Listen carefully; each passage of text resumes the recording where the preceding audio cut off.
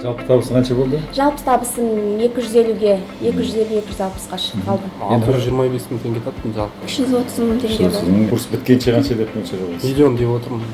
Мен айтатыным, осындай талантты жастардың қатарына қосылғыңыз келсе, тезірек сапалы қазақ ұйымына бизнес бастауға асығыңыздар. Адам жасағанды адам жасайды деген. Бизнес бастаумен оңай демекші, шынымен де уақытты босқа өткізгенше ертерек бастаған дұрыс екен деп ойлаймын. Уақытты өткізбей, ертерек бастағаныңыз өзіңізге жақсы болады. Тек қана сөздің емес, істің мектебі. Яғни айтылған нәрсе жасалады, жасалған нәрседен табыс түседі. Сондықтан табыс табуға, білім алуға, заманның көшіне ілесуге шақырамын баршаға.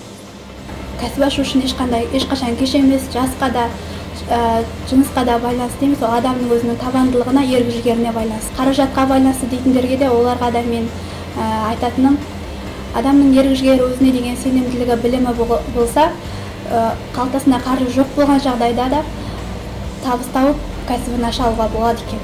Оған көзім жетті, осы мектепке келіп сіздерді де шақырамын.